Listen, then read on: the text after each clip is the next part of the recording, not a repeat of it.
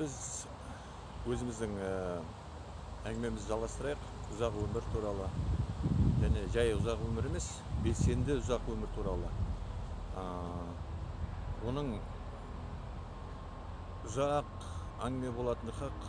Себебі ол біздің елде, біздің халықта ол несі қаймағы ашылмаған тақырып. Өйткені бізде қалыптасқан ұғым бойынша 70 жас, әр дегенде 80 жас адамның жас мөлшері. Біздің елімізде, халқымызда, мысалға, басқалар қойында жапондар бар, ұзақ өмір сүретін, тағы Кавказ дейді, анау дейді, мынау дейді. Тап осы біздің елімізде, біздің халқымызда ұзақ өмір сүрушілер өте сирек. Және содан қалыптасқан сол бір 80-ге келсек жетеді деп. Мен көп адамнан сұраймын негізі, кездескен адамдардан, қанша жас өмір сүргің келеді, қанша жыл өмір сүргің келеді деп мен көп сұраймын кісілерден кездескен. Мен енді өзім психолог болғандықтан және кісілерді емдеумен айналысқандықтан көп кездесемін кісілермен. Сол кездескенде мен сұраймын, осы сұрақты қоямын. Және елдің сонда айтатындан бәрі дерлік 80 жас дейді. 80 деп, 80 деп ойлайын деп. Сосын, неге 80 десем, не керек? Масыл болып дейді. Неге масыл боласың десем, мен 80-де уже дым қалмайды, күш қуат жоқ, қауқарың жоқ, не тұра алмайсың, не жете алмайсың, елге масыл боласың, сондықтан. Сол 80-нен әрі керек емес, сол жетеді деп, сондай логика, қисындар, сондай адамдар. Сосын ары қарай ойлауға да қорқады бір шетінен. Қалай ол 80-нен артық 90-100 деген ол қалай, мүмкін емес қой деп. Әрине мүмкін емес, егер сондай сен өзіңе шек қойып тастасаң. Бәрі мұнда мида ғой, бәрі сенің жүрегіңде, көкірегіңде қандай сен өзің программа қоясың, соған байланысты бәрі. Қандай программа қоясың? 70-80 десең, әрине одан кетпейсің. 80 деген адам 70-тен аспайды. Мен алдында сабақта да айттым, тағы да айтам. 70-тен аспайды 80-ге жетем деген адам. Өйткені оның бүкіл ағзасындағы бүкіл процесстар соған арналады. Соған бейімделеді, сол өзіне қойған программасына. Содан ол сол қойған программа бойынша бүкіл жасушаларымыз, клеткаларымыз соған бейімделіп жұмыс істейді, бөлінеді. Бүкіл ағзамыз соған бейімделіп жұмыс жасайды. Қанымыз да соған байланысты жұмыс жасайды және өзінің құрамын өзгертіп, сөйтіп айналдырып келгенде біз сол 70-80-нен әрі аса алмаймыз. Енді бұл жерде тағы бір алдын ала айда кетейін, кісілер сөйлейтін кісілер болады міндетті түрде. Бәрі Құдайдың қолында деп. Құдайдың қолында, өміріміз Құдайдың қолында. Сен таңертең ояндың ба? Сол Құдайдың қолында. Ол саған тағы да бір өмір берді. Сен тірісің, сен ояндың. Ар жақ сенің қолында. Сосын қазақта ажалы келді дейтін ұғым бар. Ажалың келсе, сенен ешкім сұрамайды, кетесің де барасың, болды. Не істесең де, не істемесең де бәрібір. Ешқандай оның көмектеспейді, егер ажалың келіп тұрса. Біз ол туралы айтып жатқан жоқпыз қазір. Қазір ажалы келмеген адам туралы айтып жатырмыз. Сен ешкім алып кетіп атпаса, сен ешкім ан жаққа тартып атпаса, шақырып атпаса, сен осындасың ғой. Осында болсаң, онда сенің қолыңда. Қалай жүру, қалай өмір сүру, қаншалықты өмір сүру, бәрі сенің қолыңда. Құдай саған бәрін беріп тұр. Ал, алмадың ба, онда кете бар. Сондай мағынада. Сондықтан жаратушы туралы бұл жерде көтермей қояйық әңгімені. Түсінікті айтқан сияқтымын ғой. Алатын кезде ала салады, бізден ешкім сұрамайды. Біздің кетеміз бе, кетпейміз бе, ешкім сұрамайды. Болды, кете барасың. Сондықтан әзірше осындасың ба? Әзірше тірісің ба? Қалғаның бәрі сенің қолында. Сондықтан ары қарай жалғастыра берейік. Ең бірінші біздің психологиямыз, миымызда қандай ой бар, кішкентай кезімізден қандай ой салып жатырмыз. Мысалға 80 жарайды деген адам 70-тен әрі аса алмайды деп айтып жатырмын ғой. Сол сенің программаң қойған. Неге сені кім шектейді, егер 100-ге шейін өмір сүргің келеді десең? 100 маған керек десе. А кім саған кедергі қояды? 120 десең. Ешкім қоймайды, өзің ғана қоятын. Сондай мысалға 120 деп сен өзіңе қойсаң, кем дегенде 100-ге дейін жетуге болады. Енді мен өзім туралы айтсам, мен басында бір ең болмағанда бір 90-ға жетсем деп бастайтын негізі жас кезімде. Сосын бір көріпкел сымақ бір кісі де айтқан, сен 95 жасайсың, сондай деп. Енді мен оған көп сене бермеймін. Бірақ ойымда қалды сол 95 деген. Сосын ары қарай ойланып бірнеше жыл сонымен жүріп, а неге 100-ге жеткім келмейді деп, кім маған шек қояды деп, кім менің бетімді қағады деп. Егер Құдай беріп тұрса, неге соны қолданбасқа деп. Сосын сөйте тәубетім ашылып 120-ға да жеттім. Сосын бір күні 150-ге жеттім, өсе келе. Қазір ойлаймын, неге мен 250 деп өзіме қоймаймын деп. Ол жетейін ба, жетпейін бе, оны өмір көрсетеді ғой. Ең бастысы мен программаны, бұрынғы 70-80 деген программаны шешіп тастау, қазіргі мәселе, ең маңыздысы. Және табиғатта, тарихта ол болған нәрселер. 250-де 300 жылда жасаған адамдар көп, бірақ олар өзінің жарнама жасамайды, ондай адамдар. Сондықтан тарихта ол көп жоқ ондай. Тек Қытайда бар,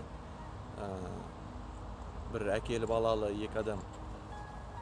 Әкесі 250-ден асқан, баласы да сол 200-ден асқан. Сөйтіп екеуі өмір сүрген. Осы 18-ші ғасырдың аяғынан бастап, сол 20-шы ғасырдың басына дейін, 19-шы ғасырдың аяғына дейін барды сол әкесі. Сол кісімен көп сөйлескен, сұраған сол кездегі адамдар. Сонда айтатыны, ең менің есімде қалғаны не? Ренжіме дейді ешкімге. Өкпелеме, ренжіме, қайғырма, уайымдама. Бір қалыпты көңіл күйің жақсы болып жүр дейді. Ол бірінші, ең басты себебі сол дейді. Ең біріншісі. Содан кейін олар, ол екеуі аяқта тізеден төмен нүкте бар бір басатын. Қытайда оны Дзусанли дейді, жапондар Санри дейді. Сол нүктені басса, бүкіл ағзаға қатты әсерін береді. Мен өзім біраз басып соны көргем, негізі өте жақсы, кәдімгідей әсер береді. Олар оны жай ғана басып қоймай, күйдірген, ине салып, өнеме күйдіретін болған немен, арнайы сондай немен, жусанмен күйдіріп, сөйтіп өмір сүреді. Сосын олар бөлек тұрған, елдің арасында тұрмаған, неде бір таулы сондай жерде тұрған ғой, екеуі шөп жинайды, қандай шөптер бар екенін біледі өздері жақсы. Шөптерді айыра біледі, қытайлар өзі сондай ғой. Сол шөп жинайды, сол шөпті ішеді, соны нетіп, қайнатып, белгілі бір немен, рецептімен. Соны ішеді, соны иіскейді, бірдеме істейді, бір жарасына саламы, сондай шөпті көп қолданған. Ең бастысы сонда белгілі бір көңіл күй, жақсы көңіл күй. Уайымсыз, қайғысыз, өкпесіз, ренішсіз, бір қалыпты жақсы көңіл күй, көтеріңкі көңіл күй. Екіншісі сол арнайы шөптер. Сосын мына Дзусанли точкасын басып, сонымен күйдіріп, соған бұлар көп неткен, зейін қойған. Сосын таза ауа, сосын кісілермен көп араласпай, солардың несіне кірмей, күнделікті күйген тіршілігіне кірмей, өзімен өзі жүрген.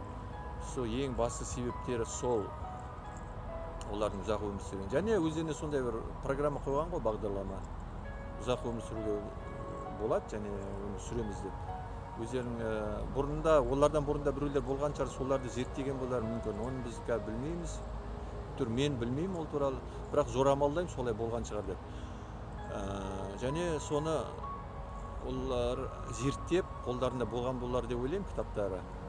Солар зерттеп, соны сол бойда қолданған екеуі, сөйтіп өмір сүрген. Одан басқа Индияда, Тибетте көп болған йогалар.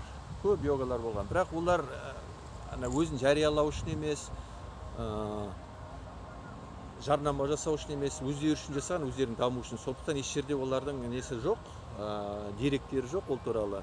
Бірақ кейбір әртүрлі бір нелерден бір мен енді өзім осы тақырыпқа көп зейін бөлгендіктен көп енді көп болмаса да бірталай әдебиетті қарап оқыдым. Сонда анжер мына жерден кездесіп қалады, сондай йогалар болған деген. Тибетте таулардың ішінде, орманда, көбінде сол тауларда бір үңгірлерде тұратын. Оларға ешқандай жарнама керек жоқ, ештеме керек жоқ, ешкімге көрінгісі келмейді, олардың ондай мұқтаждығы жоқ, сондықтан біз білмейміз ол туралы. Бірақ ондай адамдар көп болған негізі. Қазір де бар. 100 жылдап өмір сүретіндер, бірнеше 100 жылдап өмір сүретіндер. Оны ешкім таба да алмайды, олар көрмейді. Тек белгілі бір тек өздеріне қатысты бірнеше адам ғана оны білет, болды. Сондықтан біз олардың не істеп не қойып жатқанын білмейміз. Біздің бар қолымыздан келетіні жорамалдап, қазіргі ғалымдардың осыған байланысты зерттегендерін қарап, соны қолдана аламыз. Енді мен ешқандай лабораториям жоқ, қаражатым жоқ, үлкен бір зерттеулер жүргізеді. Сондықтан өзімнен бастап, өзімнен жасап жатырмын, өзімнен көрсеткім келеді, қалай өмір сүріп жатырмын. Бола ма, болмай ма жалпы деп. Өзімді үлгі қылып, өзімді сол тышқанның шыбынның орнына алып жатырмын ғой өзімді неге, экспериментке. Басқа енді амал жоқ, сондықтан өзімнен басқа ештемен жоқ болғандықтан өзімді салып жатырмын осыны зерттеуіме, қалай өмір сүріп жатыр деп. Содан енді ары қарай кетсек, мен осы біраз жылдан бері осыны зерттеп қарап жүрмін. Сонда осы сұрақпен айналысқан бұрынғы Совет одағы кезінде және оның алдында Ресей патшалығы кезіндегі болған кісілердің еңбектерін оқып, үңіліп зерттеп көрдім. Содан шыққан, мысалға, Мечников деген ғалым болды, ұзақ өмір сүруге талпынған және өзін сол экспериментке салған. Ол енді 71 жыл өмір сүрді. Оның зейін қойғаны не екен, андай айран, қазір енді йогурт дейміз ғой, сондай йогурт ішіп, сондай сонымен адамның өмірі ұзартуға өзі ішіп сөйтіп келіп бәрібір 70-тен аса өле салды. Сондықтан оның эксперименті өтпеді. Содан кейін кім, Порфирий Иванов болды. Бәріңіз естіген шығарсыздар ол кісіні. Мынандай шашпен, сақал, мынандай тек бұтына тек несі бар, дамбалы бар, басқа ештемесі жоқ, қысы жазы солай жүретін. Ол сол ұзақ өмір сүремін деп ол да талаптанды, зерттеді. Ол 82-83 жасында қайтты. Қысы жазы 40 градус аяз болсын, қандай болсын, жалаңаш жүрді және күнде таңертең мұздай сумен шайынатын. Қысы жазы, яғни шелекпен басына құйып жібереді, сондай. 82-83 жасында қайтты. Енді мен ойлап едім, оны енді Союз кезінде болды ғой. Бірталай оны жындыханаларда ұстады, бірталай оған әртүрлі уколдар салды, мүмкін соның да әсері болды ма, құдай біледі. Бірақ дегенмен оны кейінгі немізде әңгімелеріміз айтарым, оның негізгі себебін қазір кішкене болса да мен өзімше жорамалдаймын, неге ол ерте қайтқанын. Одан кейін Амосов деген атақты ғалым болды, ғалым, дәрігер. Ол Брежнев, Горбачев, Андропов, ең бірінші генсектерді сол кісі неткен, емдеген. Қанша генсек ауысса да, Амосов ауыспаған, бәрінде сол толықтай қанағаттандырған сол кісінің несі, жұмысы, біліктілігі. Солардың бәрін сол кісі емдеді. Содан ол осы тақырыпқа, ұзақ өмір сүру тақырыбына көп көңіл бөлді және ғылыми жолмен жүрді. Енді өзі ғалым болғандықтан, дәрігер болғандықтан атақты. Ол жағынан барлық жағынан дайын кісі, соның бәрін ғылыми түрде жүргізіп. Ол ұзақ өмір сүруді ең біріншіде физикалық немен көтергісі келді, өмір сүруді ұзартқысы келді, физикалық жаттығулармен. Көп жүгірді, көп темір көтерді, штангымен өте мықты болған, физикалық жағынан өте мықты болған, бұлшықеттері деген керемет, сондай. Бірақ 85-90-дарға таман ол да қайтты. Және бір қызығы қайтуға жақындап қалғанда өзі өлетінін сезген кезде өзі күші көп, мықты, бірақ өзі ешқандай не жоқ, қуаты жоқ. Сол кезде ол сезген, өлетін, енді врач қой, қанша дегенмен дәрігер. Сонда күйініп, өкініп жазыпты. Мен білсем ғой деп, кеш білдім деп. Көп ондай жаттығып керек емес екен. Сондықтан бұл бана мен айтқан Ивановтың қателіктерін айтам дедім, сосын Амосовтың қателіктерін айтам дедім. Оны келесі кездесуімізде болады. Әзірше тек жалпылама. Сосын бір не, жастар жағы білетін шығар, Турчинов деген болды, орыс жігіт, Россияда телеканалдарда көп шығып жүрді соң кезінде. Динамит деген лақабатпен, качок бейнесінде Турчинов, жастар біледі көбі. Сол кәдімгі күш десе күш бар, дене десе денесі бар, таң атқаннан кешке дейін жаттығатын кісі, сол 42 жасында ма ойда жоқтан қайтыс бола салды. Сол да бір үлкен бір себебі бар. Соның бәрін біздер келесі кездесуде талқылаймыз. Қазіргі айтайын дегенім, жалпылама ұзақ өмір сүруге негізі қолымыздан, бәріміздің қолымыздан келеді. Кем дегенде 80-90-100-ге баруға, кем дегенде. Және оған климаттың, экологияның, ішкен тамағымыздың көп қатысы жоқ. Қатысы бар әрине, бірақ сондай бір кәдімгі ауызға айтардай қатысы жоқ. Егер бәрін былай пайыздап қойсақ, осы мына экология, климат, тұрған жеріміз, ішіп атқан тамағымыз, суымыз, соның бәрін қосып келгенде әсер етудің өмірдің ұзақтығына, ол бір барлық осының бәрін қосқанда бір 15-20% болатын шығар әсерлігі. Физикалық жаттығу оның қасында көбірек әсері бар. Жақсы жағынан да, жаман жағынан да. Оны кейінірек айтамыз. Ең бастысы сонда 50-60% ол біздің ойымыз. Мұнда, мида. Ең бірінші айтатын сөзіміз, ойлайтын ойымыз, сезінетін сезіміміз. Осы сұрақтар ең басты адамның ұзақ өмір сүруіне себепкер осы сұрақтар. Тағы да қайталап айтайын. Ойлайтын күнделікті ойымыз, айтатын сөздеріміз, және сезінетін сезіміміз сол кезде, айтып атқан кезде, ойланып атқан кезде, және әртүрлі бір оқиға болып атқан, қандай да болмасын оқиға болып атқанда біздің сезіміміз қандай, ішіміздегі көзқарасымыз, эмоциямыз соған байланысты. Ең басты 50-60%-ын сұрақтың шешетін осы. Мүмкін 70%-ға дейін мүмкін осы үш мәселе шешетін болар деп ойлаймын, жорамалдаймын. Және сол тұрғыда қазір жұмыстанып жатырмын. Тағы да айтайын, өзімді экспериментке салып жатырмын, байғұс өзімді. Сол енді көреміз, өмір көрсетеді, қаншалықты болатынын. Әзірше осы. Келесі кездескенше сау болыңыздар.